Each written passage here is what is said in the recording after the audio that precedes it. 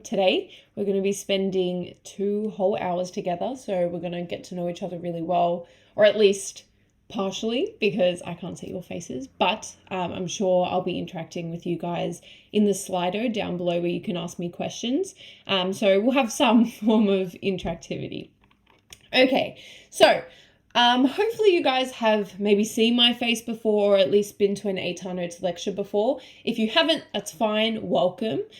Just a little bit of a background on ATAR Notes and who we actually are. If you can't tell, a lot of us that work at ATAR Notes are past HSC students or recent grads that did well in the HSC. And so because of that, we all understand how hard it is sometimes to get really at all any resources, but really good resources that are low cost or free. So basically we've designed ourselves toward giving you guys very low cost or free. A lot of our resources are free, and I'll get into what some of those are in a sec. But yeah, free resources for you guys to use in your senior years and in uni as well. Because we were in your position, we know what it's like. Trust me, I know that some of them are ridiculously priced. So yeah, we kind of have designed it as a nice free resource for you guys. And that's kind of our purpose. So some of our resources, we have some study notes, which are really great for English, because what I would recommend using other people's notes for in English in particular is looking at the way other people have made their notes, using that to inform how you construct your notes, but more importantly, what ideas people have about your text and how they're talking about them, what quotes they're using. Not so you necessarily steal from them, but more so you can get ideas, right? And you can kind of start picking on unique things that you can talk about in your own notes, in your own essays eventually. So I would really recommend study notes for that. We, of course, have these lectures, which are free. As you guys know who are here today. We have these lectures not just in April. Some of you would know that who have been to our lectures previously. We will have these lecture series for a lot of subjects all the way through until you finish your HSC.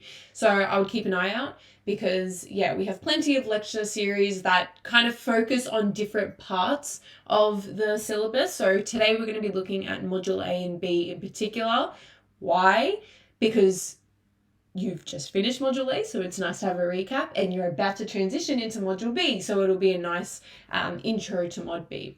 Whereas our series, my January series, my English Standard January lecture, I looked more at the common module, okay? So it'll kind of follow you through as you study the different stages or the different syllabus dot points in your HSC year, and that's for all subjects, not just for English Standard, of course. Okay, the discussions. I'm so sorry if you're someone that's attended my lecture before and you hear me just harp on about this every time, but I'm not going to shut up about the forums. We have discussions, as it says there, or the forum, which is how I know it, and it's something that I personally used when I was in year 11 and 12, and I'll tell you why. Something that I used to do with the forum. So the forum is basically you can ask your peers questions and academics, past recent HSC grads that did well in their studies. You can ask us questions.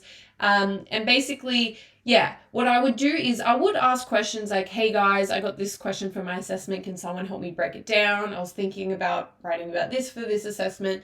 What is everyone's thoughts on this? Can I get some feedback? I would use that, but the thing that I really liked about the forums is I would get feedback from past HSC graduates that actually, had gotten band 6s in the subjects I was getting feedback from. So I knew that I could kind of trust them, because if it worked for them, it must work for me.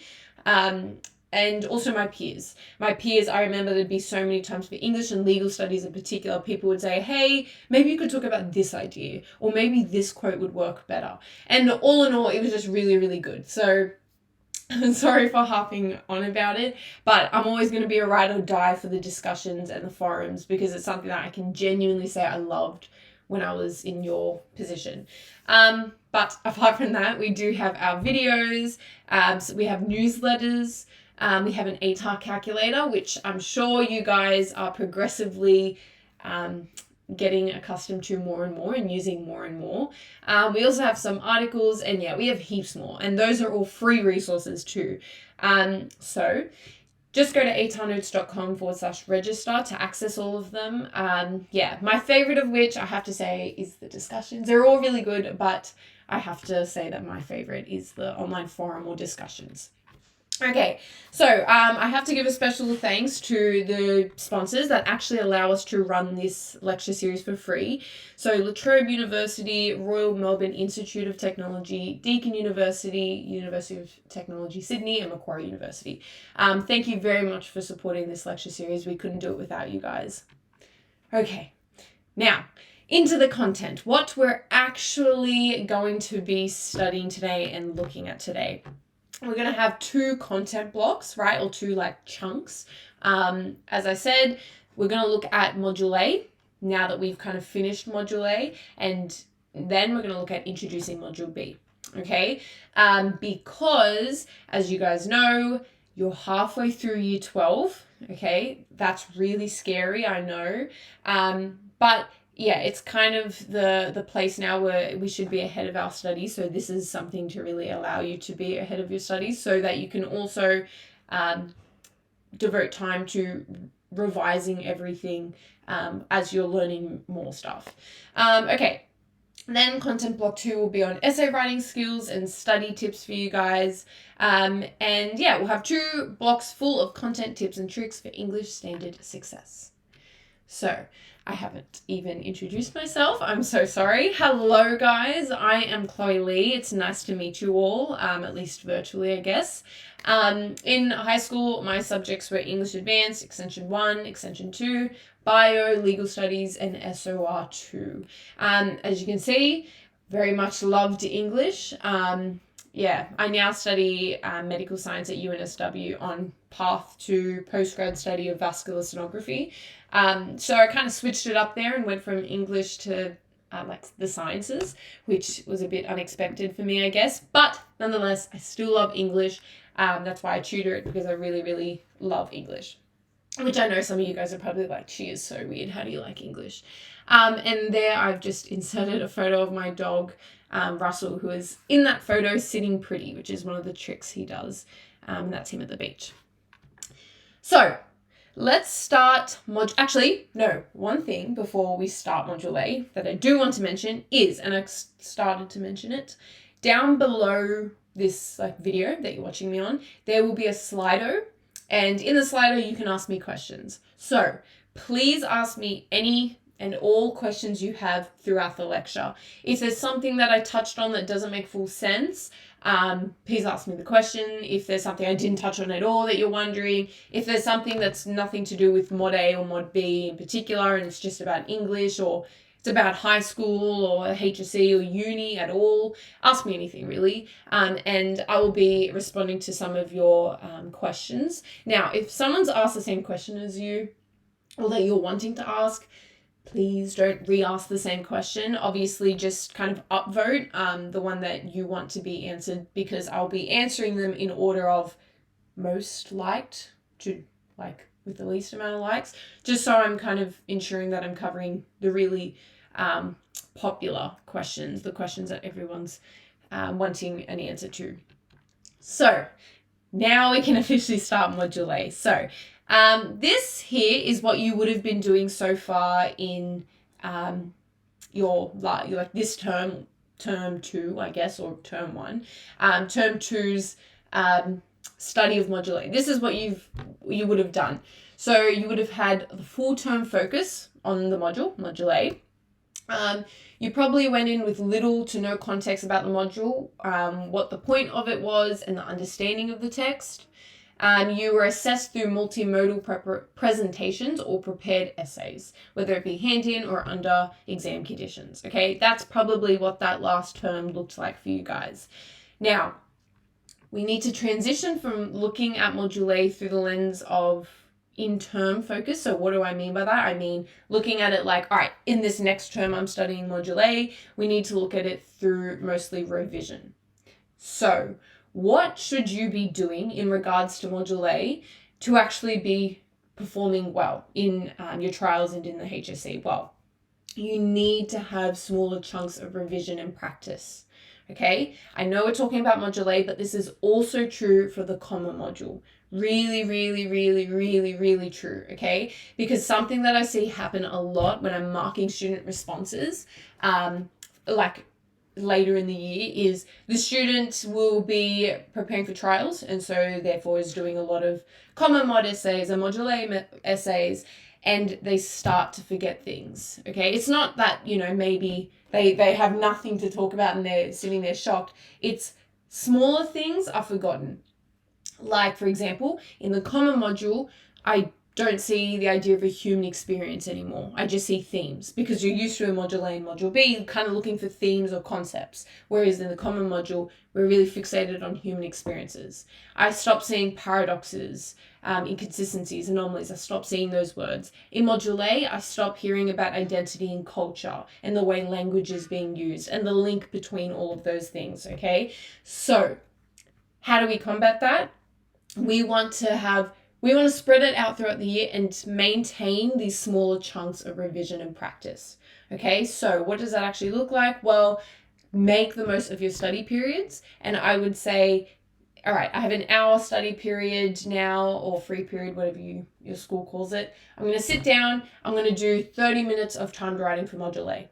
That's it. Okay, or maybe 20 minutes, 15 minutes. At least it's something. Okay, but nonetheless, you need to keep revising it. That's what I want to say here, because don't think you're kind of invincible and, oh no, that won't happen to me, Chloe. I'm different. I'm not that kind of student. Trust me, you will forget. If you don't touch something for a few months, you're going to forget. You also need to use the power of hindsight to reflect on areas of strength and improvement for future success. Yes, you would have gotten feedback, right, for your assessment that you submitted, and on the grade that you were given, you would have gotten feedback. That's not just something that you kind of turn it in, or open Google Classroom, look at your grade, skim through your feedback, close, whatever. You actually need to look at that feedback as you move forward. You need to implement it in your practice writing. Okay, so really harness that feedback that you were given, because you need it to improve between now and trials, and even toward the HSC. You need to assess under exam conditions with totally unseen questions for a whole paper. Yeah. Obviously, you don't want to sit down right now and, try to sit a whole paper 2 exam. That's just unrealistic. But as I'm saying, build up to it. Okay, and if you guys have watched my lecture series from when you're in year 11, starting from year 11 all the way to now, you'll know that I've kind of been hinting at, or actually telling you explicitly, that you should be building up that practice writing, okay? In the beginning of year 12, a body paragraph every week was really all we needed. A body paragraph and an intro, 2 body paragraphs. Now we should be doing more and more practice writing, okay? That's going to be something that I talk about consistently all throughout the lecture, because I guarantee that someone's thinking of asking, or someone has already asked, what's the best way to study for English Standard? How should I be studying? That, okay, practice writing. It's the number one way to improve in English in its entirety, because you're going to be assessed on your practice, on your writing, okay? Like the HSC isn't going to be a hand-in, so ultimately you need to be building up that skill. You're not, that's not the only time I'm going to say that in this lecture. You guys are going to get sick and tired of me talking about it. Okay, but nonetheless, we need to shift the way we look at Module A, okay? You're no longer having to look at Module A through the lens of a multimodal presentation. You need to look at Module A through the lens of essay writing now, because you'll only, moving forward, be asked to tackle Module A through essay writing lens. You will never have to, do another presentation or something like that. It will only ever be about essay writing. Okay. So, yes, we move from there to here. Okay, so how is this actually going to affect your approach and study? You need to, as I said, have frequent productive revision of the module and rubric to keep its key concepts fresh in your mind. Yeah, so not just practice writing, but also making sure you have the rubric up with you as you start that practice writing. Obviously, don't have it, as you keep doing more practice writing, but initially have it up so oh, yep, the module said this about language. Yep, I'm going to put that in. Yep, it said this about culture. Yep, I'll make sure to touch on that. Then piggybacking off that, you need to use the module to guide your learning, note construction, and written responses. You need to revise sections of your text to strengthen your analysis and exploring others to improve vocabulary, exploring other texts. Something that I always suggest for students, and this is something I personally did as well, is for each module, create a buzzword list. Yes, buzzword sheet, buzzword list. What that essentially is for module A, have all the key words that come up in the rubric and find synonyms of them, multiple synonyms of each word that you can use all throughout your responses that are A, sophisticated, but B, and arguably more important, words you understand, okay? Your teachers have probably told you this before, but there's nothing worse as a marker than reading someone's response and it doesn't make sense what they're saying because you can tell they've just tried to throw in big words to sophisticate their writing, okay? But they actually haven't sophisticated their writing. So what I would do is find synonyms for, all the different kind of keywords in your rubric. Make sure you understand them, practice them in sentences. Look at a different definition, make sure you're fully confident in what they actually are talking about. And then have that buzzword sheets list up beside you as you do your practice writing and say, all right, I want to use these words. Okay, I'm going to use these words for this idea to help you increase and expand your vocabulary. That's something that I actually did myself and I can genuinely say it helped me a lot. Okay, nonetheless, you want to also be adapting to exam conditions and utilizing available resources to maximize success. Trials is going to creep up on us very, very quickly. Take it from me, it's just going to be there suddenly and you're like, oh my gosh. So make sure we're prepared.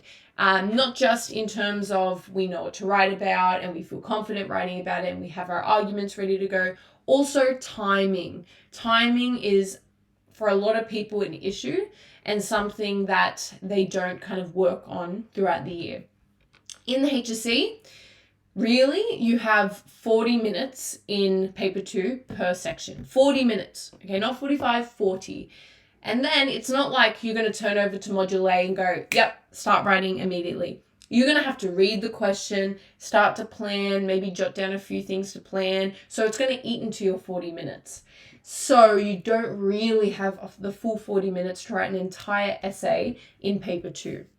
In paper 1, you have 45 minutes each section, okay? So it's a bit longer. But for paper 2, for module A, shorter. And it's not even really 40 minutes, as I'm saying. So you really want to get to, in the HSC, you want to be able to smash out a body paragraph every 7-8 minutes, okay? Ideally, you want it to be even shorter than that, but 7 minutes, I think, is a good amount for most people because most people only do 3 body paragraphs. If you do 4 body paragraphs, obviously you should kind of accommodate to that in terms of timing. But 7 minutes is where you want to be at. Obviously, most of you wouldn't be at that stage right now. If you are, that's really great for you and keep that up. But I'm going to take a wild guess and say a lot of people can't smash out body paragraphs in 7 minutes. That's nothing to, if that's not you, if you can't do that, don't be too frantic right now. Just know you need to work toward that, okay? So it's better to start doing that now. Okay, so as I said, the rubric is your first destination for revision, okay? It literally is what you're being marked according to. So if you're really, really, really familiar with the rubric and you know everything about the rubric, you know the ins and the outs, obviously you're going to do well.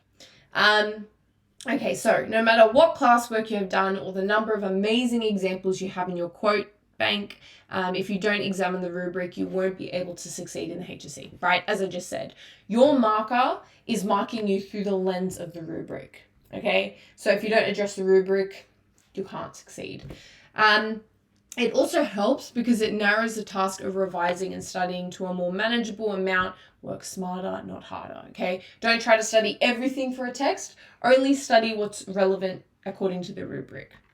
So let's kind of have a recap of your Module A rubric, language, identity, and culture. Okay, basically, all of this can be summarized by saying that language is used by composers to comment on people's identities and people's culture. And that has an effect on readers' perception of these identities, of these cultures, and their own identities and cultures. Okay, so just to recap that, just so we're all kind of familiar with what the rubric's actually asking. The rubric is asking, how is language being used by a composer to shape, mold, or reflect certain identities and cultures? And how does that affect the perception of these identities and cultures to the audience and their own experience with their own identities and cultures? Okay. So, are there any key phrases that we should? Yeah. So really, it's kind of this part here. Generally, when you have like a rubric, the first part of it will be the conceptual stuff, and then this is mostly just about like you will be responding in the form of an essay. So just to kind of recap, just to refresh ourselves, the rubric says, language has a power to both reflect and shape individual and collective identity. In this module, students consider how their responses to written, spoken, audio, and visual text can shape their self-perception.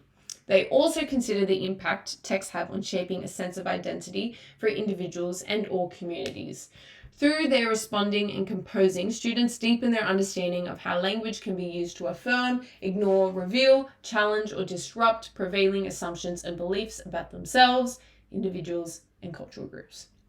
Okay, basically that kind of just recaps everything that I just said. Obviously, the big idea, and I'll touch on this as we go through Module A more and more, but the big idea is there needs to be some link between language, identity, and culture in your text. What is how is a composer using language, and what does that say about a particular identity or a particular culture or both? Okay, that's a very first thing that needs to be present in your essay. What that link is, in particular, will be your thesis, and it should change depending on the question. So I could say, language is used in my text to mold a new identity, and mold a new identity by demonstrating an individual who belongs to many cultures. Something like that, okay? I've spoken about how language is being used and its effect on identity and culture. Now, you could have a completely different link. You could have that language is being used in this particular way, whatever the way is, to challenge assumptions about cultures and individual identities, okay? Completely different. It's just important that you have a link in your essay, which will be your thesis. Okay, so let's look at the key concepts and let's address it in revision mode. So what is language? It's a system of words, images, and sounds in our communication, right? That's really, really easy. What's sometimes not so easy is understanding what language is in an essay. So obviously language is words, right? Language is also, if you're someone that's watching a film, like The Castle. Some of you may have studied The Castle this term. Language wouldn't just be the dialogue, right? It would also be the film techniques. Okay, that's also a part of language. So language is quite complex, and it also has both micro techniques and macro techniques. Hopefully that sounds a little bit familiar, but just in case it doesn't, and we'll touch on this more, but just in case it doesn't, micro techniques are our literary devices. Macro techniques are our form. Okay, micro only appear once. They're only on one particular page or one particular line. So if she was as fast as a tiger, you can see how that's just on page 12 of this novel, only appeared once, just there. That's a micro technique, right? It's our literary devices. Only appears once. Macro techniques appear all throughout your text. Okay, that's form. Things like setting. Setting happens all throughout the text. It's not just in one particular line on one particular paragraph on this page. It's all throughout. Costuming, if it's a film, because costuming usually spans across many scenes. Characterization, the way your character develops throughout your text. That is also form, right? Because development isn't just, again, on one line. It's all throughout the text. The type of structure that your text uses. So if you're someone that's studying a play and if there's many acts to the play. Okay, but moving on, identity is our sense of self and understanding of who we are. And then culture is our ways of life that contribute to our identity. Okay, obviously, when we amalgamate many identities together, we start to form a culture. But when we spread out those individual differences between people in a culture, we start to look at identities. Okay, other key concepts that we need to be addressing. The idea of a perspective, which is different to perception. So perspective are the views that are manipulated and expressed within a text. However, perception is the interpretations that are gained outside of a text. Okay, I see these words kind of used synonymously in a lot of essays. They're not the same. A perspective is a worldview. Okay, whereas a perception is the way individual things are viewed based off worldviews, but other like biases. And then self-perception is how we view and understand ourselves. Okay, so people can share in perspectives. It's harder for people to share in perceptions because perception is really individual. It's linked to your worldview, but it's also linked to your individual experiences, your individual values and morals, and yeah, who you are as a person, your identity. Okay, the idea of individual and collective. This should also ring a bell from human experiences, right? Individual and collective identities. So when we define it, it's, referring to the people and groups represented in the text. Okay, the individuals and the collectives, the identities and the cultures. Beliefs and assumptions refer to views that we accept as truth and often without proof. Okay, and empathy is the ability to understand and share in the feelings of others. Okay, understand them.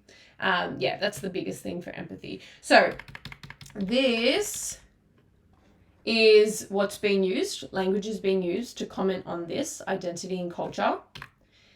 This is what's also being shown, different perspectives of people. That's being shown to challenge our perception of these cultures or these identities or ourselves. And then this is also being shown to us, individual and collective. And then this is what's being challenged again, the beliefs and assumptions about particular identities and cultures, and also we're gaining empathy. Okay, please do not confuse empathy with sympathy. We do feel sorry for some of the characters that you've looked at, but what's more important is empathy. We understand them, because you can sympathize for someone but not understand them. The bigger thing is actually understanding someone. And just because you understand someone doesn't mean you actually sympathize for them. Okay. Audience impact. This is something that I've included because without a doubt, this is something that, like, I'm going to say most essays that I mark, I have to give feedback on. Audience impact is the most important thing that they want you to build up to. I'm going to be super annoying and go back here. Notice how language has the power to both reflect and shape individual identity and collective identity. Okay, cool. We're told that. In this module, students consider how their responses, right, to written blah, blah, blah, blah, can shape their self-perception. They also consider the impact texts have on shaping a sense of identity for individuals and or communities. Through their responding and composing, students deepen their understanding of how language can be used to blah, blah, blah, blah. See how there's one sentence on representation, how what your text is doing, how it's using language to reflect and shape individual and collective identity. That's one sentence. The rest of this is about audience effect. What that representation of certain identities and cultures, what is that actually doing to you? How is that actually changing your worldview, the assumptions and beliefs that you have, your empathy for others, your own self-perception? That's what we want to build up to. Okay, as you can see, this is the importance of knowing the rubric really, really well, because it's literally asking you to focus mostly on audience effect. What does this actually mean? This doesn't mean that your body paragraph should only talk about audience effect. However, you should be building up to it. Just like how in the common module you build up to the why being, why is your composer showing this to us? What are they trying to say about the world? What are they trying to open our eyes to or challenge? And that's what you want to build up to in the common module. Here, we want to build up to audience impact. How is this challenging the way you view other cultures, the way you view other identities, the way you view your own culture, the way you view your own identity? Okay, that's what I need from you guys to talk about. Okay, integrating this in your responses can be what differentiates between a band 5 and band 6. Wholeheartedly, I can say that. Okay, wholeheartedly. My students who have gotten band 6s before in English Standard are the students that do this and do this very well. Okay, so this is what I was talking about with the kind of buzzword sheet. These are kind of synonyms you can have for the syllabus words. So this is straight from the syllabus. It's asking you, how does your text affirm, ignore, reveal, challenge, or disrupt prevailing assumptions and beliefs about certain identities and cultures? And that's your audience effect, right? My text affirms this about Asian Australian identities, and this challenges my own worldview in this way. Something like that. So here are some synonyms. I would take a screenshot, or I believe you can download these slides down below next to the Slido. So maybe you want to download these slides so you have a copy of this, or you can just screenshot, up to you guys. But yeah, here are some words that I would start to implement in your writing to progressively sophisticate it and to match the syllabus, right? You're meeting the demands of the syllabus. Okay, so this is the difference between linking without or linking with audience impact, just so you guys see the value of talking about audience impact. So instead of something like, therefore, Lawson reveals the value of community as essential to Australian culture, we want something like, therefore, Lawson reveals the value of community as essential to Australian culture, allowing audiences to understand its continuing presence in the nation today. That's how you grapple with audience effect, okay? That's an example there of you literally talking about the effect on audiences, whereas this is just about the composer. We do want you to talk about what the composer was trying to say, but again, as I said, we want you to build up towards audience effect, okay? So notice the difference between these two. Okay, next one.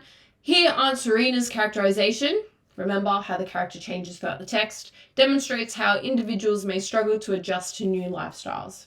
Instead of that, we want, hence, Aunt Serena's characterization demonstrates how individuals may struggle to adjust to new lifestyles, enabling audiences to better empathize with their efforts. Okay, you can see the difference, right? This is more band 4, band 5. This is pushing towards band 6.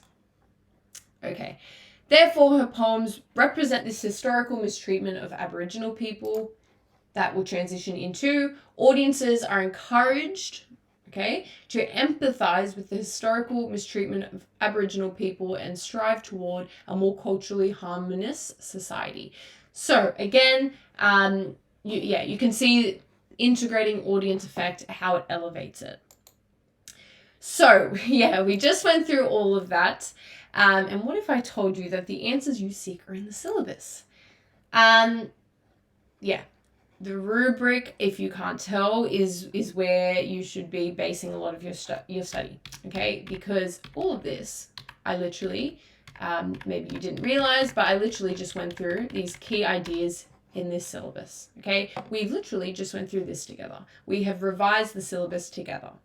And you can see that that's literally everything you need to do for Module A. because it's the syllabus. You wouldn't believe it. So what am I trying to say? I'm trying to say that the rubric, revising the rubric, is the number one way to kind of refresh your memory, but also make sure you're on track and you're covering everything you need to cover. It's very rare that you won't talk about the syllabus at all in your practice writing. Like, obviously, you're going to be talking about the syllabus. It's not rare, however, that students miss out on really key things that they should be including. Okay, so yeah, what am I trying to say? Revise the rubric. We've done it today. So as you continue to study of Module A now, I would be continuing revising the rubric, and I would be doing more practice responses as because the rubric's so fresh in your mind. Okay, it also provides guidelines for the themes and ideas you should use in your responses, and it will help you approach future essay questions. Okay, so revising the Module A prescribed text. So my criteria is based on two things, okay? How you revise the prescribed text is based on two things. Firstly, look at which parts you enjoy. It's much easier to analyze something if it inspires and interests you. This is something I've spoken about in previous lectures, but just to recap, the number one thing that's consistent across all modules that as your marker I'm marking you on is your personal voice, okay? That's something that you hear so much, your personal voice. You hear your teacher say you don't have a personal voice, or you need to strengthen your personal voice, or whatever. And I wouldn't be surprised if some of you are thinking, okay, what the heck is a personal voice though, Chloe? Isn't it just me? Like, I'm writing, so isn't it my personal voice? Sort of, but not really. Personal voice has more to do with having your own unique ideas and having confidence and flair in your writing. So what do I mean? Let's kind of break that down. What do I mean by having your own personal ideas? You have to imagine that as your marker, and this isn't just the case for me, this is the case for literally every marker, we're going to be marking a lot of things, a lot of essays. So especially when you do this year after year, you start to kind of expect the same sort of things in every essay that you mark, right? Someone studying growing up Asian in Australia, all right, I'm going to kind of be exposed to the same themes and concepts over and over. Someone's doing the castle, all right, someone's doing Henry Lawson, okay, it's the same sort of stuff over and over. So your marker understandably gets a little bit bored, okay, because it's so repetitive and it's so, it's very rare to get something that's different. But when there is something that's different, and I'm sure this isn't the first time you've heard this, but yeah, when there's something that's different, it wakes me up. I'm suddenly very interested in reading this because, oh my gosh, it's different to all the other stuff. And oh, what is this student talking about? And oh my gosh, that's where your personal voice, that's the genesis of your personal voice. That's where it starts, right? Wake me up. I'm really, as I'm kind of robotically marking, it feels like sometimes, I'm waiting. I'm really eager to be woken up by a student's writing. Why am I saying all this? Because you will be most confident in the unique ideas that you actually like. When you were reading your text, think about the parts that you actually felt really strongly about and focus on them. Because odds are when you're writing it, they'll be different to everyone else's, okay? Focus on the parts, and I've always said this, so I apologize if this is something you've heard in a previous lecture of mine, but focus on the parts that maybe in your class discussions you were disagreeing with everyone else. And that doesn't necessarily mean that they were wrong and you're right or vice versa. It means that you just had a different idea to everyone. Flesh that out. See if you can form an argument or use it as part of an argument, because that's what I'm looking for, as I keep saying. That's personal voice, okay? If you have a really unique argument and you were disagreeing with Spark Notes and lit charts and your class and your friends, and you said, no, the book is saying this, or the poems are saying this, whatever, and you choose to write about that, if it's something that you're really confident in and really interested in, it is likely that the evidence you use will be really different to everyone else, right? Because it's a different idea and it's something that you are personally attached to. So you're going to say, all right, these were the scenes that I saw that in, and therefore your evidence will be different. When the evidence is different and when it's something that you're deeply interested in, that's where that flair comes from. Okay, so that's what I'm looking for in your personal voice. Again, why am I saying that? It's so much easier to develop a personal voice when you start with what parts you enjoy. Okay, not just what parts of the text, but what kind of discussions did you find that you enjoyed having regarding the text. So when your friend said that they saw this particular idea in the castle and you were like, actually, no, I didn't really see that. Focus on things like that. Okay. As well as that, also connected to the rubric concepts and text theme. Yeah. Which parts reflect the rubric concepts and text themes? This will help you formulate your ideas for essay writing. Okay. Of course, you also need to bring it back and make sure it's connecting to the rubric. Okay. So these are some common Mod A themes. That kind of span across all different texts, not just kind of like Growing Up Asian Australia or The Castle or Henry Lawson or whatever. There are these kind of span across all of them. Why? Because mostly all of them are focusing on some sort of discrimination or cultural difference, right? Because it's identity and culture that you're looking at nonetheless. So things like assimilation, bilingualism, multilingualism, belonging, displacement, class, discrimination, empower and disempowerment, family, gender, heritage, inequality, marginalization, multiculturalism, norms, ownership, power and authority, prejudice, race, stereotype, status, and spirituality. Those are all themes that you can look at. And if you're someone that's struggling and you've studied your text and you don't know what the heck to talk about in your essays, start here, okay? Look at how your text talks about assimilation or classes or heritage, inequality, whatever.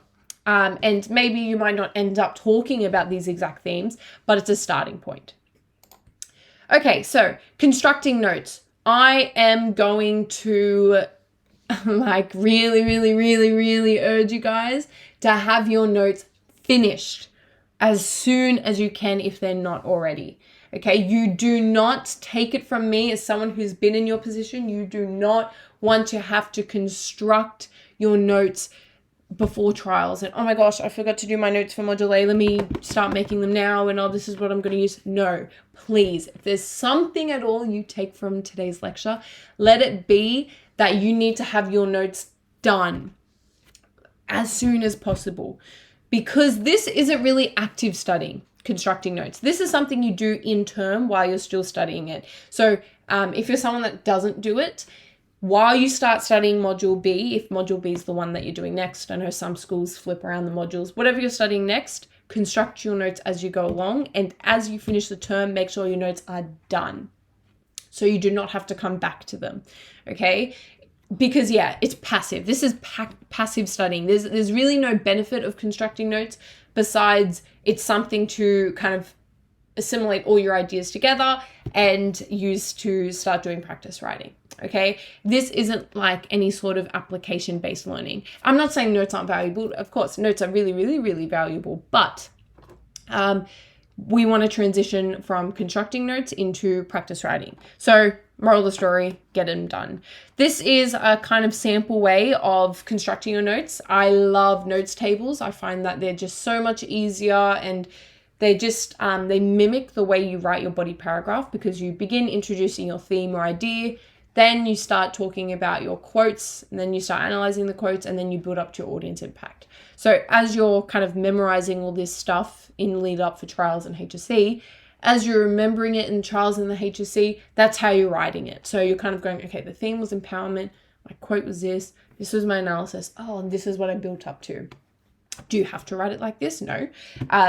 I've had plenty of students that got a Band 6 in English Standard and didn't use notes like this at all, but I have had students that did use it like this. So I used it like this as well, and I liked it like this. Just find whatever works for you. There is no kind of one size fits all with constructing notes. Ultimately, the bigger picture idea here is that you need to kind of be finished your notes.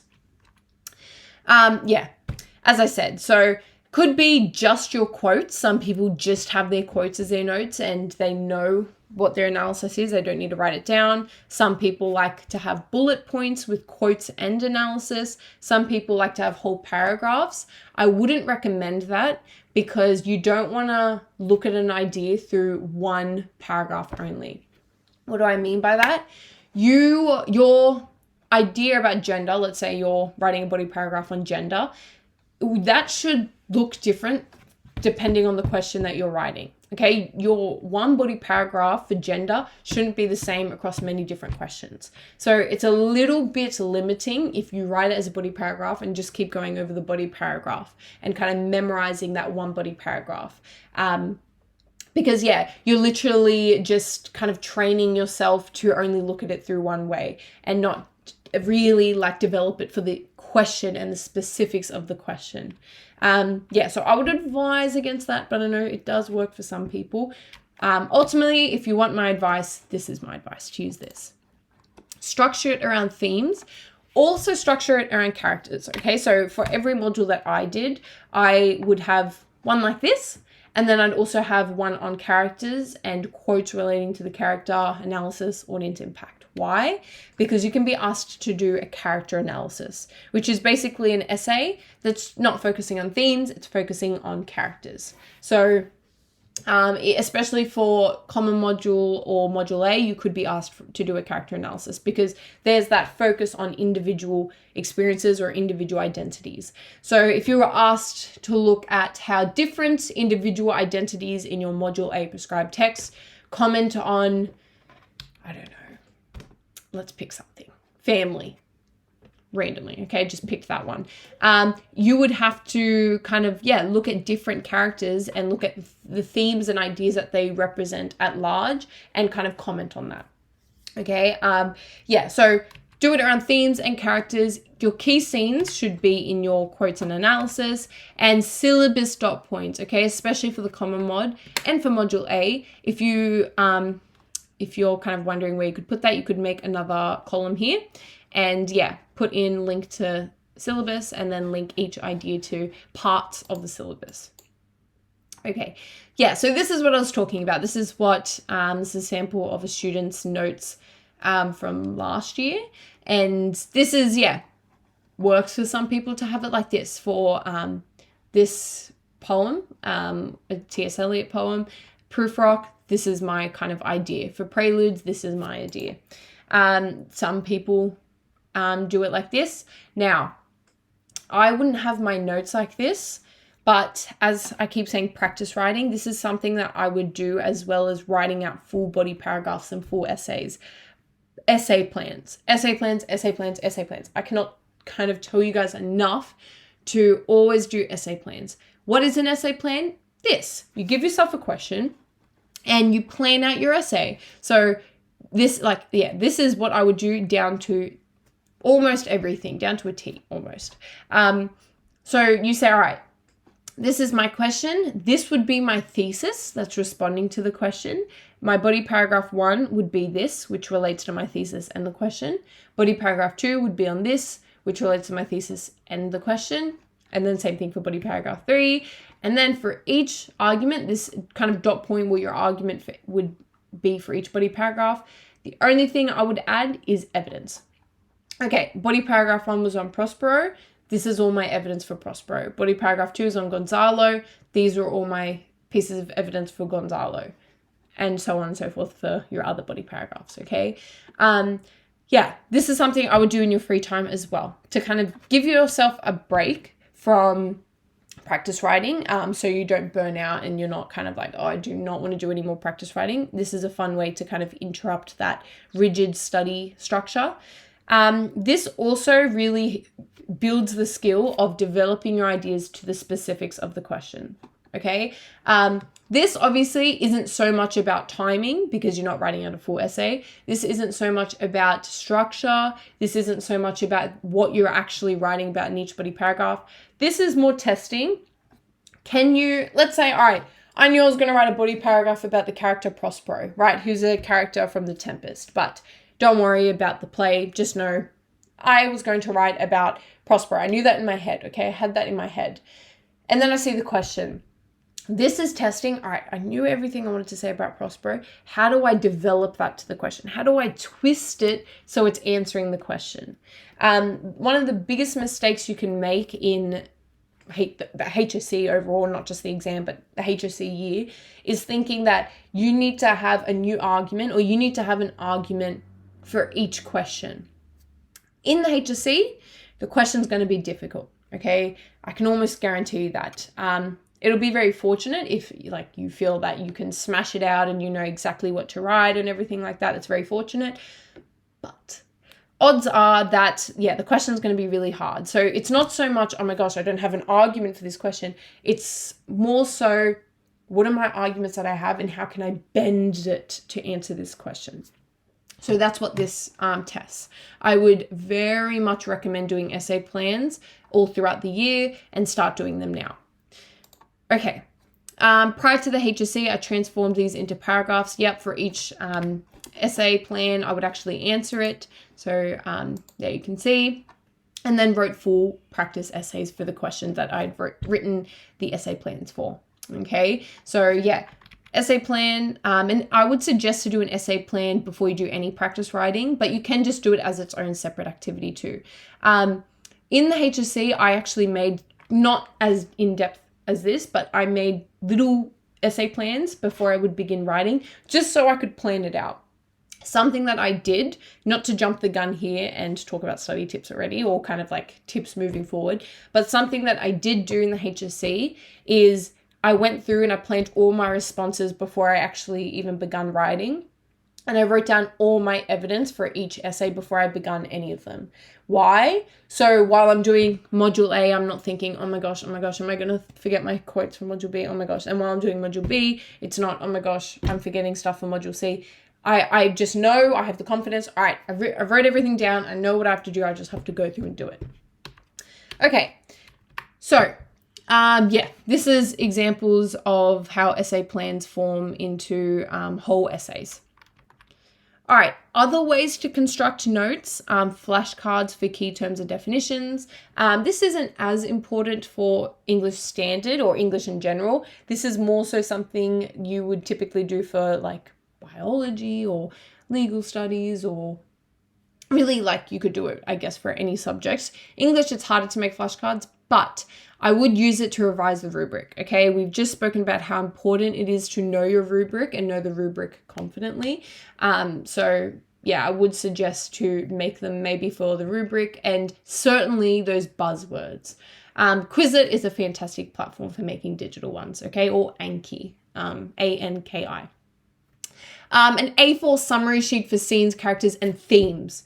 I would suggest to make a summary sheet for themes. Something that I did in the lead up for the trials, and I'm not saying like a week before or 2 weeks before, 3 weeks before, I mean in the months leading up, is I would do it, especially in my free periods or study periods, whatever. I would write down my theme. So let's say I had a book that I was studying and I was studying the theme of friendship, right? I would say, all right, I'm going to set a timer for 5 minutes. I'm going to write down friendship. I'm going to write down my argument for friendship and all my pieces of evidence for friendship and the analysis for each. Why would I do that? So I can start memorizing all my evidence, okay? And it gets stronger and stronger. Because in your practice writing, another thing that you want to do, and there is a lot to do, but another thing you want to do is make sure that you're able to do it independent of your notes. You don't have to always rely on your notes, because you can do practice writing, you can get feedback, you can do it under time conditions, that's great. But another element is you don't want to be relying on your notes, because then it kind of it's all thrown out the window when you get into an exam and you don't have your notes. So that's one technique I would say. Another thing you can do is mind maps for illustrating essay structures. This would particularly be the case if you're a visual learner. All right, approaching essay questions. So this is how you want to kind of deconstruct essay questions from any kind of practice paper that you're doing, okay, or any past paper, or any in your trials or in your HSC. So there are kind of 3 things you want to look at in particular for Module A. Firstly, connect it to the rubric. What concept or concepts from the rubric are being asked or referenced here? Secondly, is there a prescribed focus that relates to these concepts or concept? So what that means is, are you being asked to focus on, I don't know, discrimination in particular? You're being asked to focus. So that's your prescribed focus, and you need to relate everything to that. And then finally, what is your assessment on audience impact for this question? How is it affecting the audience? So let's actually look at applying this. So going through concept, prescribed focus, and audience impact. Let's have a look at this question. To what extent does language comment on cultural issues in contemporary society? Make close reference to your prescribed text. So the concept is obviously language and culture, right? We know that that's taken literally straight from the syllabus. Our prescribed focus is cultural issues or issues, okay? While the syllabus or the rubric is focusing on culture alone, it's not focusing on cultural issues explicitly. So our prescribed focus here is, culture, but cultural issues. Audience impact is contemporary society, okay? Specifically contemporary society. What does that mean? You need to make a note, or you need to make note all throughout, what's distinct about the cultural issues in society that your composer is commenting on, and the reception to those cultural issues, okay? So, note that this is a very basic breakdown of the question. You need to deepen it a little if you want to address the question with more sophistication and nuance, okay? So, for example, for your concept, it wouldn't just be language and culture. It would be, culture, maybe the culture that your text is exploring, the Australian true blue culture. And the language is the dichotomy of having humor, but also depth in the silent aspects of the film, if you're studying the castle. So obviously you need to be specific to your text. We're not being specific now because you're all studying many different texts. Okay, so to, as I said, deepen it, let's say to respond to this, all right, the concept was language, culture. Because culture relates to identity, I'm also going to bring in identity. The prescribed focus was the shared and conflicting perspectives on issues. Okay, I've brought in other rubric terms. And the audience impact is the composer is revealing their relevance in contemporary society for audiences to gain awareness. You can see how I'm fleshing out each of these. This is more band 4. This is more band 5 to 6. Okay. You need to provide your own commentary on these concepts, prescribed focus, and audience impacts, okay? You need to deepen them. You need to relate to the rubric more strongly. So let's have a look at applying everything we just spoke about in an sample introduction for One Night the Moon. So thesis is, language provides commentary on cultural issues that are relevant to contemporary society.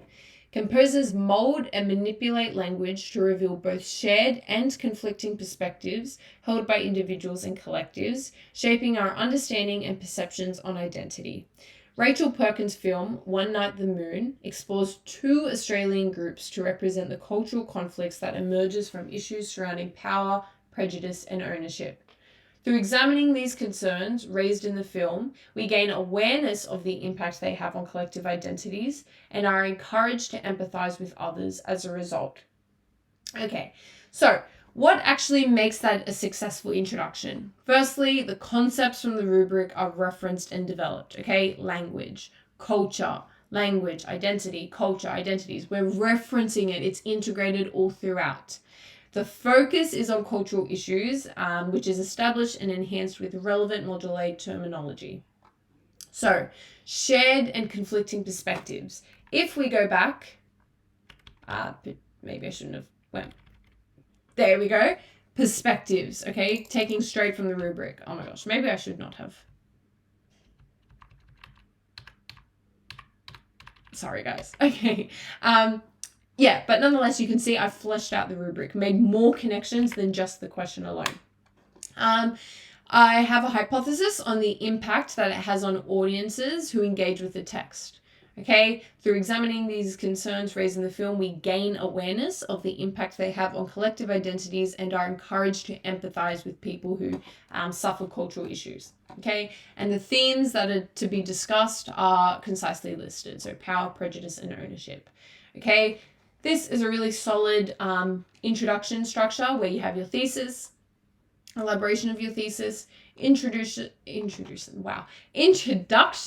of your prescribed text and how it connects to the thesis, introduction of your ideas that you will later look at, so body paragraph 1, 2, and 3, and then audience effect. Audience effect should always be, regardless of the module, your final sentence. Okay, now moving on to module B. I'm going to get you guys to look at module B with me. Why? As I mentioned in the beginning, so we can have a head start. So it will really help you as you get to module B. So it's not too much of a shock to the system when you start studying it and you're kind of thinking, what the heck is going on here? So I will say, not to scare you guys, or I don't say this for any negative reason, but I will be honest with you guys, it's the most Englishy of the modules. Okay, so it may be for some of you it won't be, but it may be the hardest to wrap your head around. Okay. So yeah, out of all the standard modules, this is the closest thing to what university students who major in English would do. It's literally called a close study for this reason. Here, you know how in the common module you're looking at human experiences, and then in module A you're looking at identity and culture, and like language is in there, but those are really the big ideas. Here, the focus is language, which maybe doesn't sound that tricky, but is a bit tricky. I won't lie. It's very similar to very similar to English Advanced Critical Study of Literature. Okay, yours is called a close study of literature. The only kind of big difference is, of course, you're not expected to be as critical as English Advanced, but still, it's very similar. It is, in my opinion, the hardest module. Okay, this is why I wanted to give you guys a head start. So, what actually is the purpose of Module B? What do you actually study Module B for? Firstly, to explore complex ideas represented in greater depth. Okay, because you're looking at how language is used to construct meaning. Okay, that's the big idea of this rubric, how language is used to create meaning. You're really interrogating the language. You're really looking at form and microtechniques, or language literary devices, as I was saying. You're deconstructing that in greater depth than you do in the common module, Module A. So if you're someone that struggles with analysis, now would be the time to really start developing your analysis skills, okay? And getting feedback from a teacher or tutor or siblings who have completed English before. Now would be the time. It also engages us in ideas that have relevance today, okay? So that idea of universality, universal themes, universal ideas, and that relates to textual integrity, which we'll talk about in a second. But you also want to be looking at in Module B how ideas transcend time, how they continue to have an effect on audiences. It also is to enable us to better understand the importance of literature, even more so in a contemporary society like ours. Okay, so overall, you want to make connections to the overall value of literature. What literature can achieve, okay? In even more specific and even more particular, what language can achieve, okay? You're really looking at here, how do words on a page, simple words on a page, simple scribbles, how are they able to create meaning and an impact on people's lives and have an effect on us? That's what you're looking at. Okay, so I'm going to actually give you guys a second to have a full read through of this before we tackle it together. Nice and slow, just so you have one reading on your own of the Module B rubric. So you've actually read it. Maybe you've read it before. Nonetheless, this will be a bit of revision for you guys, but I guarantee there'll be some of you guys who have not read it yet at all. So While I take a nice big sip of water so my voice doesn't just disappear, I'm going to let you guys read this. And I'll read it with you.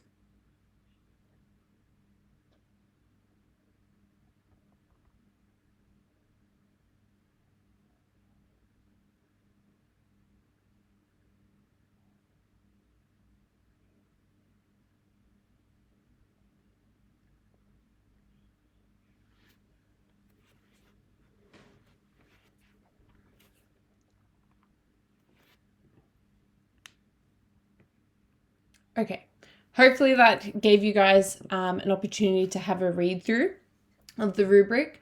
As you can see, there's a lot of focus on language, okay?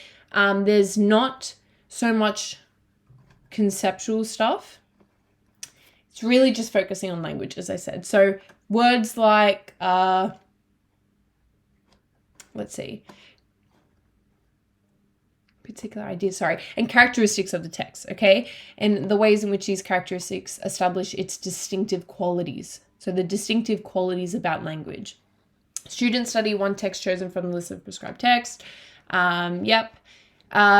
Portray people, ideas, settings, and situations in text. So we're talking about plot, settings, characters. By analyzing the interplay between the ideas, forms, and language within the text, students appreciate how these elements may affect those responding to it. Students produce critical and creative responses. So spelling, syntax, grammar, all those kinds of words you can see, right? That it's really focusing on how language is being used by composers to construct meaning. Now, we have different, let's kind of break down the key ideas in the rubric together. So this a bit about having an informed understanding, knowledge, and appreciation of a substantial literary text. Okay, that first line in the rubric. You will dive deeper than ever before when studying and analyzing your Module B text, as I said. Okay, informed means to be or to have or show a knowledge of a subject or situation. Okay, you need to not just be able to reference the language features and the form of your text to support your ideas. You need to be able to dive right into it, tackle it, and really flesh it out and understand the complete form and language of your text. This means that you need to synthesize all the perspectives and possible ways of viewing your text rather than just choosing to take one and calling it a day. Okay, you need to look at many perspectives. I have actually seen questions where they ask something along the lines of having like more than one perspective on a text enables readers to have a greater understanding of its purpose, something like that. Okay, so you need to be able to talk about and flesh out many perspectives on your text. Okay, so from being informed, you're able to have the other three things listed below. So if you're informed, you have understanding, you have knowledge, and you have appreciation, which,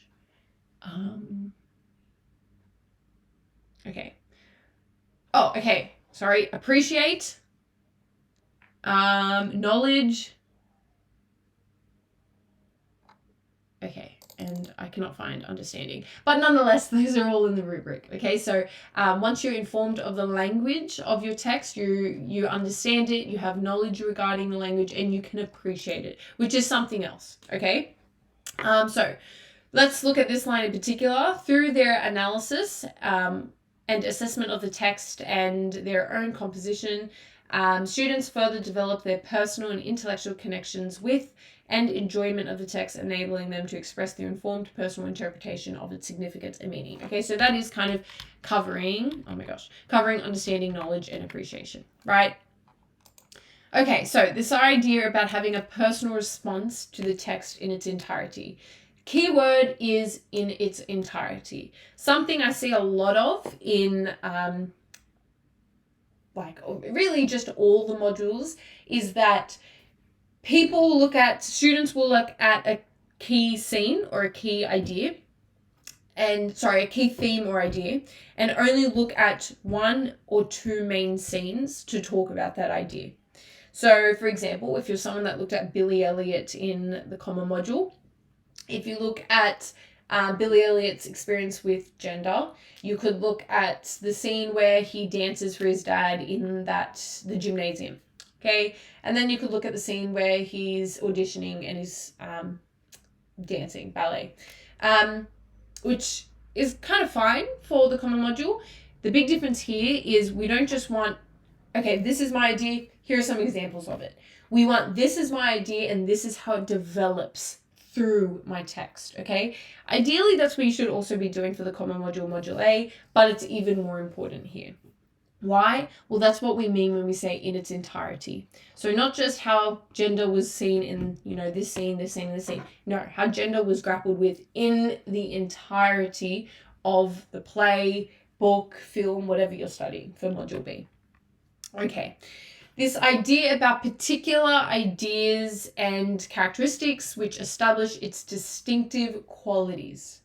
So your texts are especially unique, which make them fit for studying. Okay, they're unique texts. When we say distinctive, we're talking about the characteristics of one personal thing, and so serving to distinguish it from others. Really, we're talking about what's distinctive about their form and their language.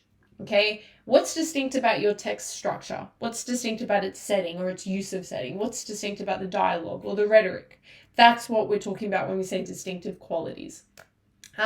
Again, so you can start to build up that kind of buzz sheet list, whatever, for your texts. A synonym for distinctive, distinguishable, particular, unique, remarkable, noteworthy, idiosyncratic. Okay, these are buzzwords that you can slide in the place of distinctive. So you're not saying distinctive qualities, distinctive qualities, distinctive qualities. Okay. This idea about portraying people, ideas, settings, and situations. So this is how you're now transitioning from your deep investigation of how language and form are being used in your text to now how they create meaning. You'll notice that there is no meaning that you really need to focus on.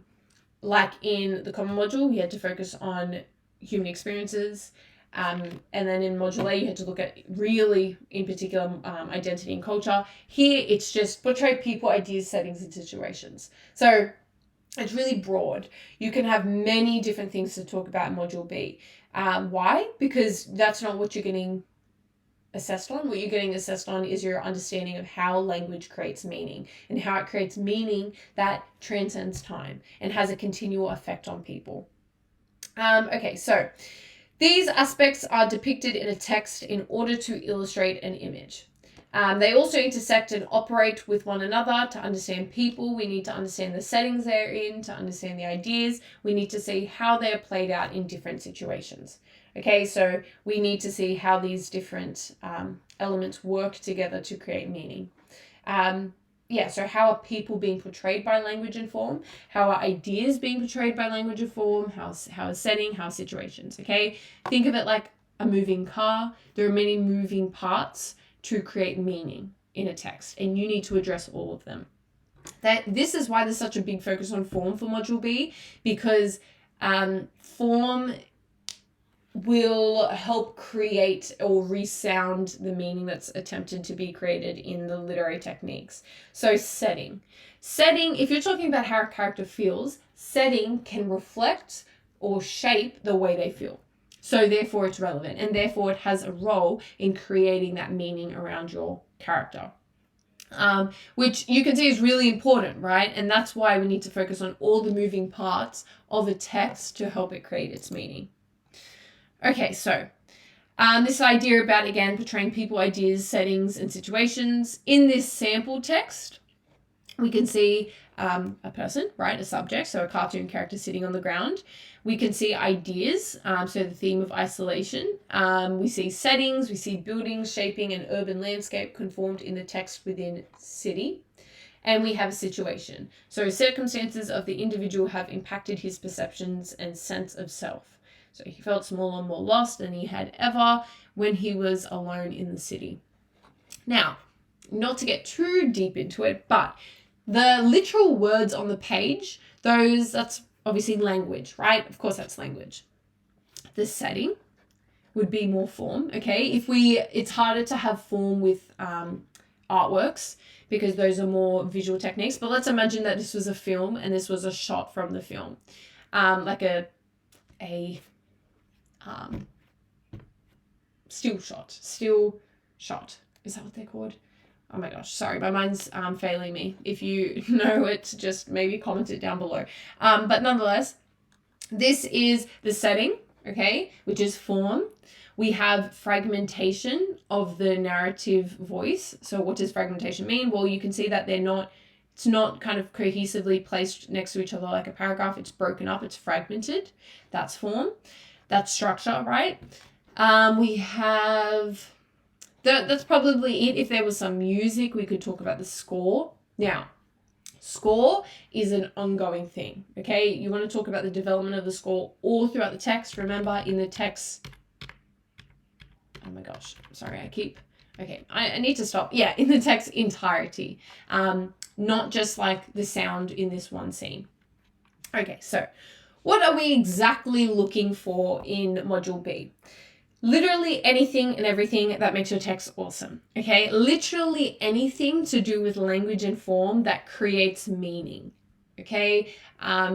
Yeah, which is, as you can see, why it's a bit tricky, because there's so much to talk about, which means there's so much to analyze, which means you really have to be on the ball. So what will Module B actually cover? As I said, it will cover language forms and features such as characterization, narration, setting, etc. Context, which gives rise to representations, portrayals, and themes. So why your composer actually chose to use language in this particular way, and then why they chose to create meaning in this particular way. So don't just look at, my composer was born in the midst of World War II and therefore grew up to want to provide commentary on World War II and therefore said this about World War II. No. We're also looking for, my composer was from the Romantic era, or was from the Modernist era, or the Postmodernist era. And therefore, postmodernism uses a lot of fragmentation in the writing. So that influenced the language and form we see in the text. Okay, so you also want to look at things like their genre that they belong to and the literary era that they belong to and how that influenced the language forms and features we see in your text. Just going to repeat that one more time because it's something that's often missed by a lot of English standard students. You want to also look at their genre and what literary era they come from and how that influenced the language forms and features we see in their text. Okay, as I said, if they're romantic, what's romantic about their work? What conventions are typical of romanticism and how we're seeing that in their work? What about for modernism or realism? And of course, as well as that, you also want to talk about context in kind of like a historical sense as well. Yeah, my composer was born of this time, therefore was inspired to write about this. You do also want to address that, but that's not the only thing. That's something that's really distinct about Module B that you wouldn't have done so far. Okay, you also want to look at the purpose from the composer and on conveying these ideas. Yeah, so this kind of links on from context. If you're saying that your composer had really specific like it had a really specific context or contextual forces that made them say really particular things, they must have a really strong purpose, and therefore you must outline what that really specific purpose is. And therefore you're building up to, once again, just like we saw in Module A, audience impact across time and space. Instead of it being audience impact on language, culture, and identity, here you're looking at the lasting effect of language on the theme and on the relevance of the text. Okay, so if the text was able to create... Okay, sorry, Siri just thought I was talking to her. Nonetheless, what was I saying? Sorry, Siri just messed me up now. I'm going to blame Siri for that. Yes, if the text is able to create a resounding effect all throughout time. Okay, was the language in your text that good, that impactful, that it was actually able to continue to have an effect through time? Okay, dealing with the obvious now, dealing with the elephant in the room, textual integrity. Maybe we've heard this before, maybe we haven't. Textual integrity, in terms, like this is how Nessa has defined it, is the unity of a text, its coherent use of form and language to produce an integrated whole in terms of meaning and value. So it's a dead term, but an alive concept. Why is it a dead term? Because it's not something that's used in literary criticism. Nessa actually created the term. It's not actually a real theory or idea. But it's alive in the sense that it's assessing how well a text is able to connect to its people or audience throughout time. Okay, so is the text alive? I'm going... Okay. Sorry. I don't know how to turn Siri off. I don't know why she keeps coming on.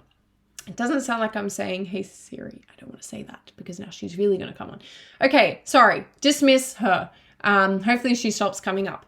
But it's alive in the sense that you're assessing, does it still have a living effect even after the composer dies? Okay? So I can hear the questions being typed to me right now. People are asking, but if it's so important, why can't I just use the term? Okay, because a lot of the time teachers say to not use the term textual integrity. And I would agree with them to not use the term textual integrity literally in your writing. Firstly, Nessa made up the term for the old syllabus. It's not actually a real concept, okay? We don't actually, as I said, there's no concept in literary criticism that describes textual integrity. Students overused this term to death in their responses because they thought it was sophisticated and failed to actually answer the question. That's the main thing. Every year that I speak to HSC markers, they always say that they hate to see kind of the same phrases over and over and over in HSC responses. Okay, things like textual integrity. Use synonyms. Stop saying textual integrity over and over. That's what the kind of feedback that they're giving. So yeah, that's kind of the main reason you can't use the term. As well as that, Nessa deliberately got rid of it in the new syllabus. Okay, because of the effect of that. However, you still do want to describe the idea of textual integrity, maybe without saying textual integrity literally. So textual integrity can be incorporated throughout your response with these expressions. You can also devise your own notes to strengthen your personal voice and to strengthen your commentary on textual integrity in your text. So instead of saying literally textual integrity, phrases that you could use to replace the idea of textual integrity or the word textual integrity, the phrase textual integrity is the enduring value of the text, its ongoing relevance, the timelessness, universality of the text, its lasting impact, the continual significance of the text, its persisting and sustained influence, and the text's ability to transcend time and space. Those are all kind of phrases that you can use in place of saying literally textual integrity. Okay, so this is kind of, I wanted to show you guys this to kind of show you how different thesis writing is for Module B compared to your other modules. So obviously the common module and Module A. So this is a sample kind of Module B thesis, something along the lines of, through studying, we may understand the importance of composers' work. In turn, readers across time may also understand the lasting value of the composer's work. Okay, so obviously this is like really generic because there is no composer that I've spoken about or text in particular that I've spoken about. But you can see that I'm talking about like the language that's being used. So through studying, and I would be distinct about what kinds of language features are being used, the meaning that's created through that use of language, and then how it's created a lasting value or enduring value, ongoing relevance, all that kind of stuff that you don't want to explicitly say it's created textual integrity. Okay. Yeah, start off with this kind of generic formula and then start to experiment with ways to make a you version of it. Okay, this is incredibly generic. I just wanted to give you guys kind of an idea of what you would want to be covering in your thesis. Yeah, but the idea is that you want to be saying how language is being used in particular. All right, that's similar to Module A, but you want to be more in depth. And then from that language, what meaning is created overall regarding the text. And then you can look at kind of subpoints of it in your paragraphs.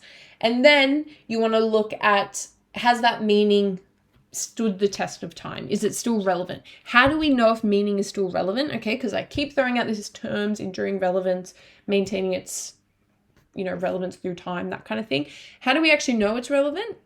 Well, if we can still make modern day links to it. So let's say your text was written in 1980 for a really particular purpose for the people of 1980s, and it's something that's not really relevant anymore. Does that make the text completely irrelevant to modern society in 2023? No, it doesn't. It makes it still is relevant, is what I'm trying to say. It's still relevant. It's just the meaning of the text changes. So don't think that textual integrity is that the meaning that it had when it came out has to be the exact same meaning as it has today. No, as long as it still has meaning, as long as it still is able to teach society something or show society something, as long as people are still able to formulate connections to the text. Okay, that's really, really important. That's kind of the big idea. Okay, so let's have a look at the sample question for the curious incident of the dog in the nighttime, which some of you guys will be studying in like this following term for Module B. I believe the curious incident of the dog in the nighttime is the most common text that people study in Module B. Yeah, I'm pretty sure it is. Or the Truman Show, between those two. Nonetheless, you may be studying the curious incident of the dog in the nighttime. So let's have a look at this question. The complexity of human relationships is central to the curious incident of the dog in the nighttime. To what extent do you agree with this statement? Okay, so just like we did for Module A, let's break down the concept, its prescribed focus, and the audience impact. So concept is a complexity and representation, which we know is a syllabus idea, right? How complex themes are represented, and that it's central to the text's successful portrayals. So that language and the complexity of the representation, so language, the complexity of the language being used, is central to this successful portrayal of the text. So language is central to the text. That's very Module B-like, and so therefore that is the obvious concept. The prescribed focus is it's getting you to focus on how human relationships are being represented and how that is central to the text.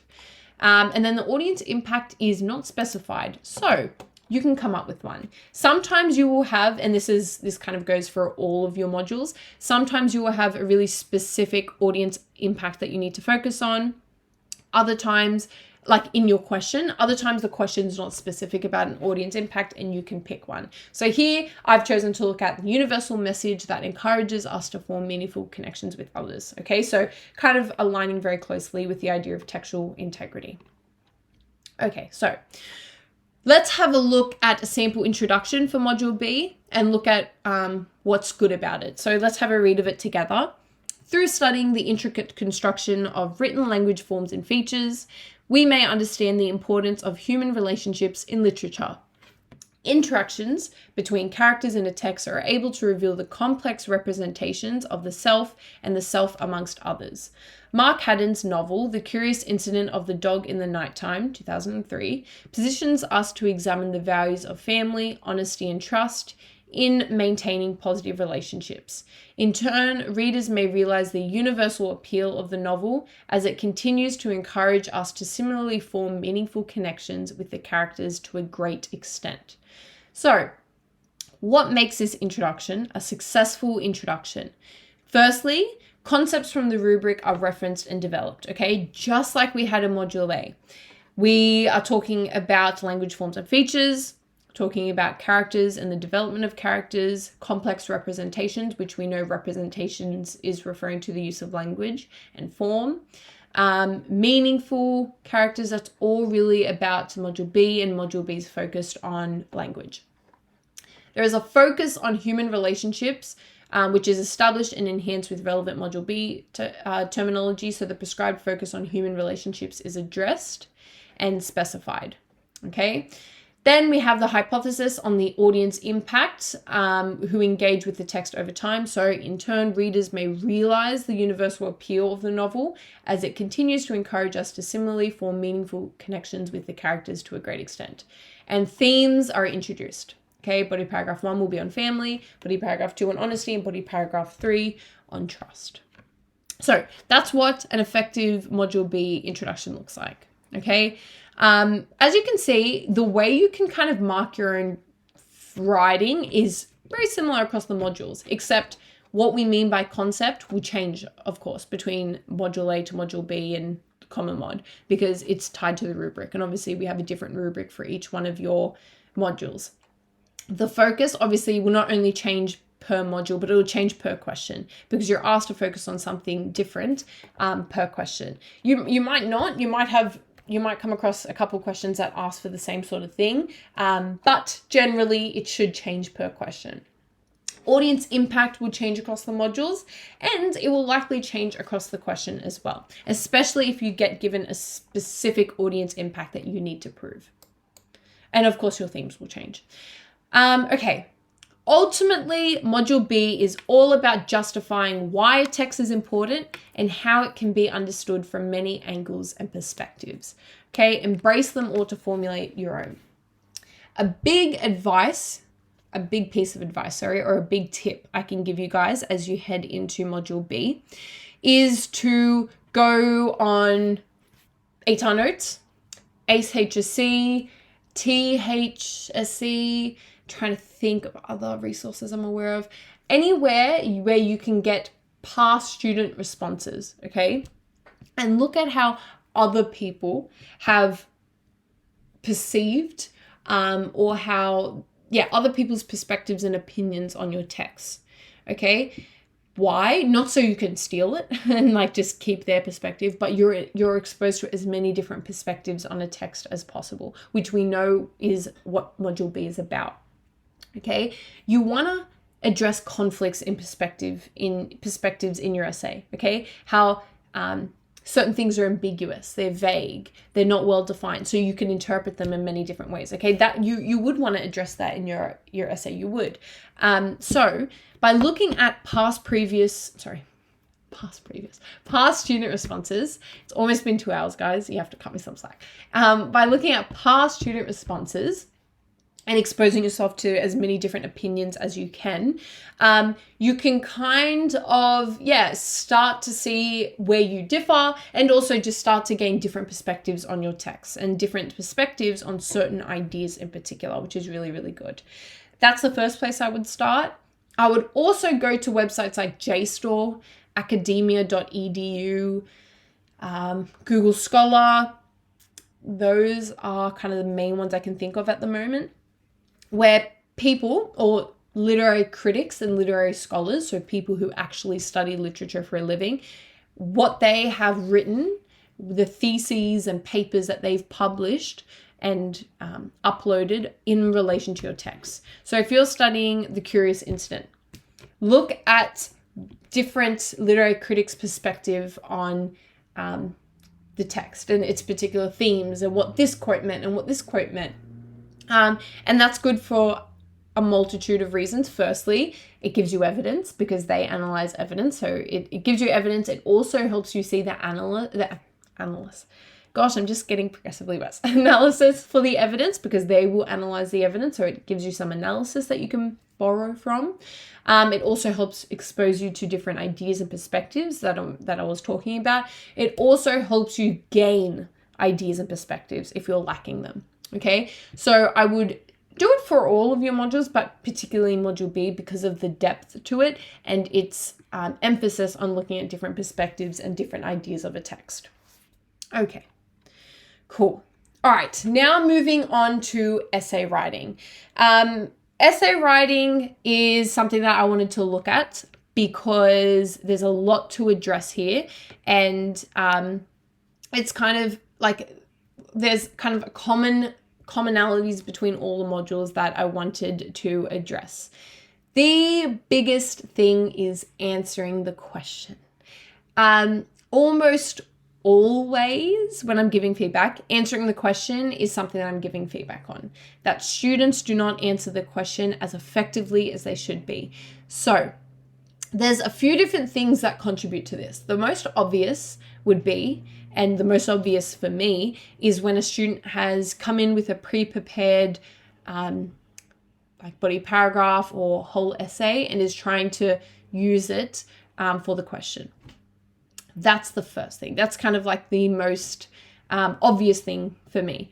Why? Because obviously you've come in answering a different question already because your paragraphs, your whole essay was written for a different question.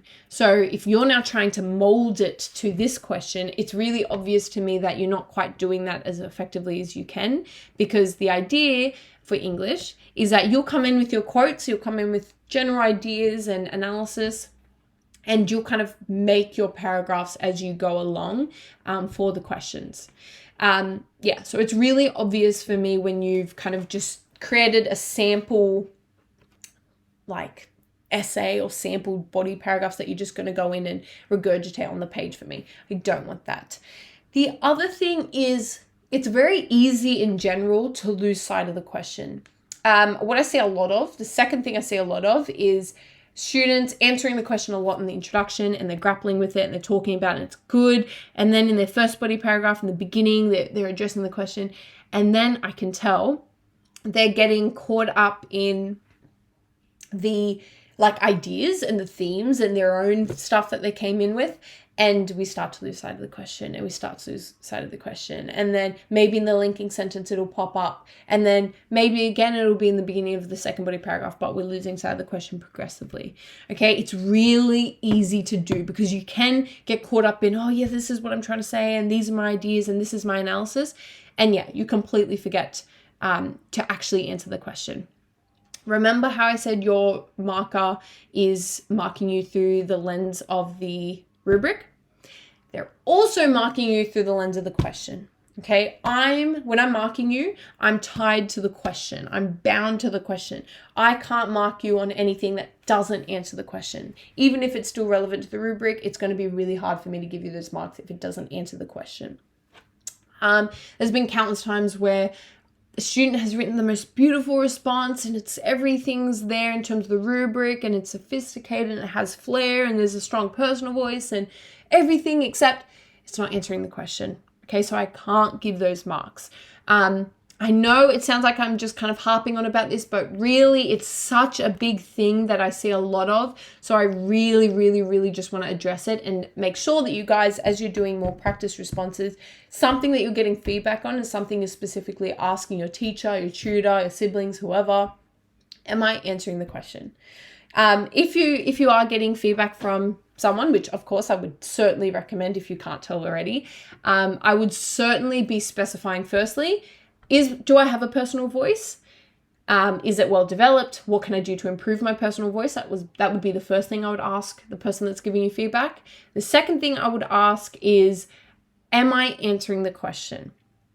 Am I answering the question in the best way possible? Is there a way I could answer the question better? What did I miss? What haven't I covered? Okay, because yeah, those are the two things those are the two biggest things we're marking you on. So Sorry, tangent over, but I think that was really important. So this is the fundamental goal of essay writing, which is often forgotten. No matter how much studying you do, how incredible your analysis of the texts are, if you do not answer the question, the rest of your time in English will be a struggle. So let's have a look at this sample question. I realized what imagery can do, that it gives us life. It makes us aware of life. Robert Gray, 2003. How is setting constructed to creatively explore ordinary experiences? So let's have a look. Let's deconstruct this just like we have been for Module A and Module B. The concept is on the construction of setting. Okay, so the construction of language, the construction of form, setting. Prescribed focus is ordinary experiences. Okay, we're getting asked to focus on ordinary experiences. And then finally, audience impact is raising awareness to the places and lives explored in his poetry. It makes us aware of life. Okay, so let's have a read of this introduction, which is firstly very, very small, but let's have a read of it together and kind of deconstruct it. So, the effective construction of language forms and features enables literature to have enduring value. This is evident in Robert Gray's collection of poems, Coast Road 2014, which intimately explore a variety of themes and ideas. Through his poetic representations of Australia... Oh, no, I do not want my Mac to die. Let me quickly plug it in. Good. Okay, sorry. Through his poetic representations of Australia in Byron Bay, Winter, Journey, the North Coast, and Harbour Dusk, Gray engages with the notions of beauty, spirituality, and journeying. Thus, his compelling choice of words and narratives allow readers to gain a better understanding of who they are.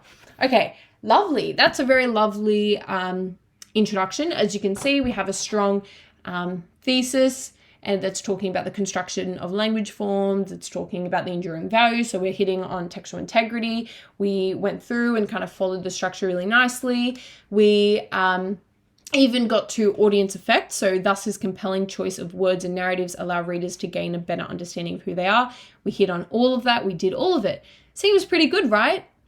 Doesn't answer the question. The question was about imagery, how setting is constructed, and how it makes us aware of life. This has nothing to do with it, okay? Instead, we want something like this. Portraits of ordinary experiences, that's answering the question, within literature present familiar places, setting, in new light. Settings are an integral aspect of Robert Gray's collection of poems, Coast Road 2014, achieved with imagery as a favored stylistic feature in harmony with other creatively manipulated language forms and features. Through his representations of quintessential Australian spaces, setting, in Byron Bay, Winter, Journey, the North Coast, and Harbour Dusk, Gray illustrates these settings to explore the notions of beauty, spirituality, and journey. These evocative depictions allow readers to delve into various environments and, in turn, gain awareness of the lives and cultures of those inhabiting them. Makes us aware of life. That is answering the question so much more. This is exactly what I'm talking about when I say that some people can write the best of the best stuff, and that sounds beautiful and I love it, but I can't give you those marks. I can only give this student those marks. Okay? This is what we want to transition into. Okay, so a quick aside on thesis statements. What is a thesis statement? It is generally one sentence, sometimes two. I would say stick to one sentence that summarizes the main point or claim of your essay, okay, the overarching idea. It should appear in the introduction and be reworded in the conclusion. Writing an essay in English is all about making an argument. Okay, so in your thesis statement, you are telling the reader what the argument is, and in the rest of the introduction, how you are going to make it, okay? How you're actually going to make your argument. Your thesis is your through line. It's what's connecting all of your body paragraphs together. Remember, I'm not going to go on too much about this, but all of your body paragraphs must link together. There must be something consistent about all of them. Your arguments shouldn't just be really strangers to each other. They should be siblings or friends, okay? They should all relate to each other somehow. So let's look at a step-by-step of writing a thesis statement. Firstly, you want to unpack the question, okay? Then you want to consider the syllabus. Then you consider your ideas about the text, then you want to draft an answer, and then finally check its effectiveness by mapping out the rest of an essay. So let's put it into practice. Imagine this is the question. In what ways does your text offer new insights into the anomalies in human behavior and motivations? All right, the common mod. So firstly, if we're following through the steps and what you want to do for each of your each of the questions you're presented with. Firstly, we're going to unpack it, right? So in what ways? A way is a method, style, or manner of doing something. So we need to be particular about the ways that your text does something. Does it offer new insights? Okay, a new insight is a new way of understanding something, original ideas, or ideas that diverge from the dominant discourse. Anomalies refers to something that deviates from what is standard, normal, or accepted. Human behavior, obviously how humans act, and motivations are the driving forces that determine human actions. Okay, we've unpacked the question. We know what the question is asking now because we've deconstructed it. Don't underestimate the power of deconstructing your question if you don't understand it. This really helps making sure you understand all aspects of the question. When you don't understand it, and even when you do think you understand it, there will likely be things that you haven't picked up on. Okay, so in a slightly reversed order, to answer this question, we'll need to make judgments about, because slightly reversed because we're kind of considering your ideas about the text and what you need to do to be effective before we do the rest, but bear with me. So in a slightly reversed order, to answer this question, we'll need to make judgments about what anomalies in human behavior and motivations are presented in the text, in what method, style, or manner are they being represented, what is new about the understanding of anomalies in human behavior and motivation in the text, okay? Those are the three kind of big things that this question was asking about. If it helps to break it down into sub-questions, I would suggest doing that, okay? Especially in the beginning as you do practice responses to make sure you're answering the question fully. So then you want to consider the syllabus. If there's one thing or one more thing that you take from today's lecture, it's that you obviously need to consider what the syllabus is asking and make links to the syllabus all throughout, okay? That's kind of something we've done all throughout almost 2 hours today. Look at the syllabus. How do we make links to it, okay? As I said, your marker is marking through the lens of the question, but also the syllabus. So we need to make links to the syllabus. So we're getting asked about in what ways does your text offer new insights into the anomalies in human behavior and motivations. So we can recognize that that's straight from the Common Mod syllabus. But specifically, this part of the syllabus is essentially asking you to identify that human experiences are complex. Okay, so we need to link it back to the idea that human experiences are complex, they're intricate, they're complicated, they're confusing to understand, they're difficult, okay? Note that this question said nothing about that. Where in the question does it say anything about complexity or difficulty or anything like that? It doesn't, right? This is the importance of understanding the syllabus. This is why I'm harping on about it, because as your marker, I'm kind of being really mean in a way by not telling you that I'm marking you on the complexity of the human experience. I'm silently marking you on it. I'm expecting it. You don't even know that it's not spelled out for you. This is why you need to go, okay, that idea about anomalies in human behavior and motivations. Yep, I know where in the syllabus that comes from because I've been revising it. Yeah, I got to talk about complexity. Wow, I didn't even mention that. Okay, this is what I'm talking about. Band 4, low band 5 students are the ones that will literally just answer it straight out as it is. Band 6 students are the ones that are really confident in the syllabus, know what it's asking, and can make those links. This is the importance, okay? Didn't even ask about complexity. You needed to know that this part of the syllabus is the part that's talking about complexity. Okay.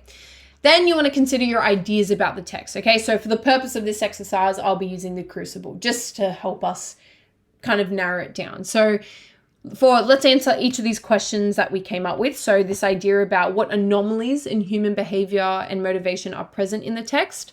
Basically, all of the characters at their own times behave in ways that are counterintuitive or go against their own beliefs and best interests, which deviate from the standard or accepted view that there is a logical cause and effect between motivation and behavior.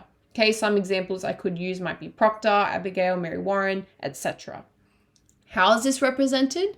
Because I'm looking at different characters, the main way that this insight will be offered will be the characterization or their character arcs, right? The way that they develop through the play. Okay, this is just one approach you could take. Yeah, there are plenty of ways for you to approach this question. Really, I'm just trying to show you the steps of writing a thesis. Then you want to draft an answer. So the thesis statement that I came up with: through characterization and character arcs, whereby human actions are represented as incongruous to their goals, Arthur Miller's 1953 drama, The Crucible, challenges assumptions about a logical cause and effect between motivation and behavior, reflecting the complexity of human experience. I was only able to come up with that because I deconstructed the question and broke it down into smaller questions and therefore answered smaller questions and linked it to the syllabus. Okay, I build up to the idea of the human experience being complex.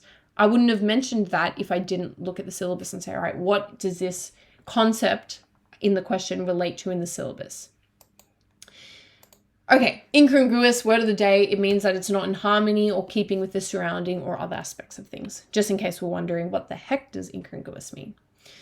Okay, so let's break down that thesis. Through characterization and character arcs, it responds to that part about what ways does the text do it. So it's through the characterization and character arcs, whereby human actions are represented as incongruous to their goals. So this is providing some further commentary and being more specific about that part of the question that was asking about human behavior.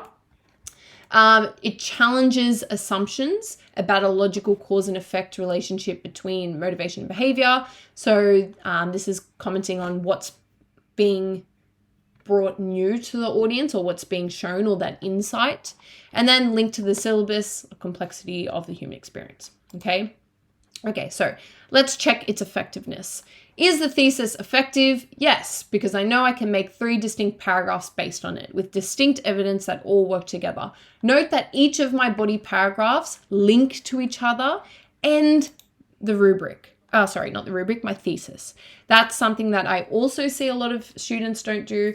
They link their each individual body paragraph to the thesis, but the body paragraphs together don't work. So note that 2 elements. First, they link to the thesis, yes, but they also link together. There is a through line all throughout each body paragraph. Okay. Think of essays like trees, okay? Your thesis is the trunk. This is your judgment. It's your introduction of your judgment. Your bodies are your branches. These are your arguments, and they all come down or they all stem from really your judgment. Okay. In your topic sentences, you need to introduce the main subject of the paragraph and show how that subject links or proves the thesis statement. So, for example, Arthur Miller's play The Crucible is a thought-provoking text that continues to be relevant because the themes it explores address contemporary concerns. Okay. We're not going to go through this, but essentially the idea here is that it needs to stem from your concept statement. Okay. Careful manipulation of language can allow us to form a greater understanding of our cultural differences. However, acknowledging these differences ultimately serve the purpose of bringing us together rather than isolating us further. Okay, so you also need to be providing commentary on your themes as you write as well. Okay, and these are some different themes that you could provide that you could comment on. But note that these themes may not be directly related, but they do branch off from the thesis. Okay, possible essay structures. This is my favorite kind of essay structure. I'm a bit biased. I like doing it based on themes. Some people like to do it based on characters. As I said, that would best work if you're doing a character analysis. But personally, I find that this kind of structure is the best kind of structure. Some people, yeah, and this would be an example of it, right? 1 theme on class, 1 on family, 1 on gender. Yeah, your word count distribution will be adjusted based on your assessment and personal limitations. Okay, the benefits of writing like this, well, it introduces 3 original arguments that support your judgment made in the introduction. It is a nicely proportioned hamburger that you've never had. And its disadvantages is that poetry and short stories require discussion of more than 1 text. So if you have a short story or a selection of poetry, if you have a selection of short stories or a selection of poetry, you can kind of integrate different text throughout your paragraphs. So this could be one for someone doing contemporary Asian Australian poets. Or this is how I would suggest to do it if you have many texts. Do an integrated structure where you look at many texts together. Yeah, and that would be an example of it. Okay, cool. All right, synthesis. The end of the second text discussion should include synthesis. After you've looked at each text together, you should have synthesis. If you're someone that has many texts that you're studying in one module, after you analyze both of them, you should have synthesis. Okay, it allows you to integrate to an extent and compare text representation of the chosen theme that is carried onto the second text body. Okay, I'm going to skip through this just in the interest of time, but essentially this is the same stuff we were talking about, right? Having for your body paragraph, yeah, topic sentence, elaborate your analysis and your audience impact. As I said, your final sentence should always be your audience impact. Now, we're not going to go over this, but it is still something that you can definitely have a look at if you want to kind of download the slides and go through it, just in the interest of time. Okay, so we're going to skip forward to tips. Okay, so piggybacking off of my feedback or my advice for memorizing quotes or your notes, as I said, write out your notes. Something you can do is look, cover, write, check. Going back to primary school, it feels like, but genuinely, or as I said, what I used to do wasn't quite look, cover, write, check. I would just, without my notes up, set myself a timer and write out, okay, this is my theme, this is my argument, this is all my evidence. Read them before you go to bed, get in the habit of doing that. Record yourself reading them and listen to them whenever you can.